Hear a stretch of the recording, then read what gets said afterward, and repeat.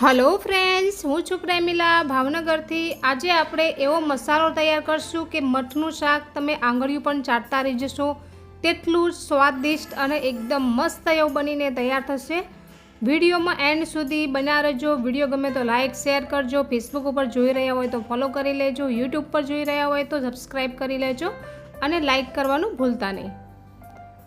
સૌથી પહેલાં આપણે અહીંયા મઠને પલાળી દેવાના છે રાત્રે, અને મઠ પલળી જાય પછી આપણે 1 થી 2 પાણીએ ધોઈ લેવાના છે। મઠ બહારથી લાવતા હોય તો પણ તમે 2 પાણીએ ધોઈ લેવાના છે।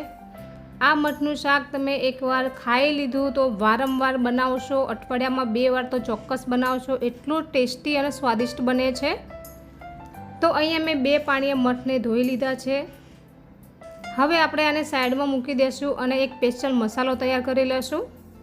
તેના માટે આપણે 1 કપ દહીં લઈ લેવાનું છે। દહીંથી આનો ટેસ્ટ ડબલ થઈ જાય છે।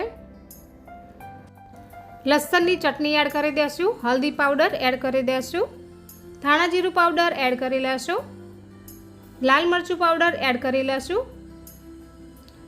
હવે આ મસાલો આપણે તૈયાર કરવાનો છે, એકદમ સરસ એવી ગ્રેવી તૈયાર કરવાની છે। તો તમે જોઈ શકો છો કે અહીંયા મેં ધાણા જીરું પાવડર, હલ્દી પાવડર, લાલ મરચું પાવડર અને લસણની ચટણી એડ કરી લીધી છે। ગરમ મસાલો એડ કરી લેશું। હવે બરાબર મિક્સ કરી લેશું। દહીં સાથે આપણે બરાબર મિક્સ કરી લેવાનું છે ફ્રેન્ડ્સ। એકદમ સરસ મિક્સ થઈ ગયું છે ફ્રેન્ડ્સ, તમે જોઈ શકો છો। જો આ રીતે મિક્સ કરી લેવાનું છે। એકવાર આ રીતે તમે શાક બનાવી જોજો ફ્રેન્ડ્સ, બહુ મસ્ત એવું ટેસ્ટ આવે છે અને તમને ખૂબ જ પસંદ આવશે। ગેસ ઉપર એક કુકર ચડાવી લેશું, તેલ એડ કરી લેશું। ક્વોન્ટિટી પ્રમાણે તમારે તેલ એડ કરી લેવાનું છે। વિડીયો ક્યાંથી જુઓ છો મારી બહેનો અને ભાઈઓ, તમારા સિટીનું નામ, તમારા ગામનું નામ ચોક્કસથી લખજો, જેથી મને પણ ખબર પડે મારા વિડીયો ક્યાં ક્યાં જોવાઈ રહ્યા છે। રાઈ એડ કરી લેશું, જીરું એડ કરી લેશું, હલ્દી પાવડર એડ કરી લેશું। હવે જે આપણે દહીંની પેસ્ટ બનાવી છે તે એડ કરી લેશું,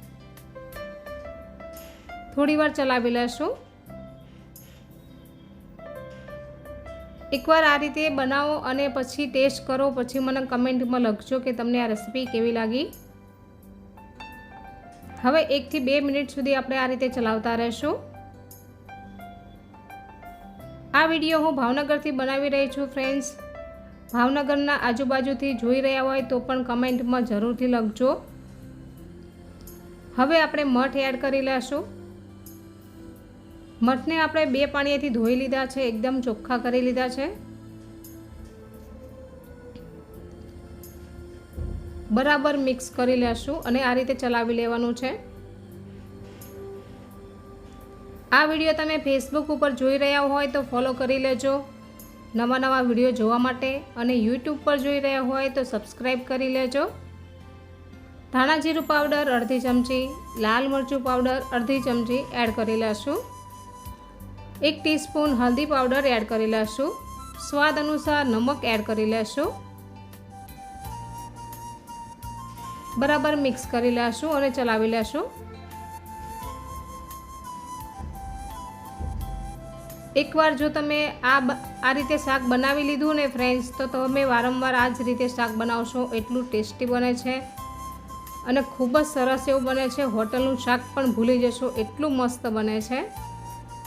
હવે થોડું પાણી એડ કરી દેશું અને મિક્સ કરી લેશું।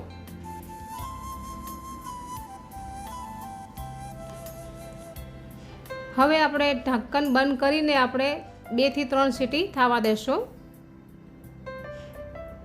તો કુકરનું ઢાંકણું મેં એકદમ બંધ કરી દીધું છે, 3 સીટી થઈ ગઈ છે। તો જોઈ લેશું, તમારે કેટલો રસો રાખવો છે એ પ્રમાણે તમે રસો રાખી શકો છો।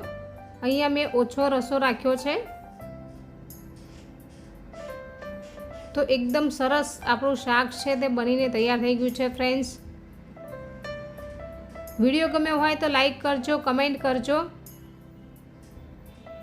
જો ફ્રેન્ડ્સ કેટલું સરસ બન્યું છે।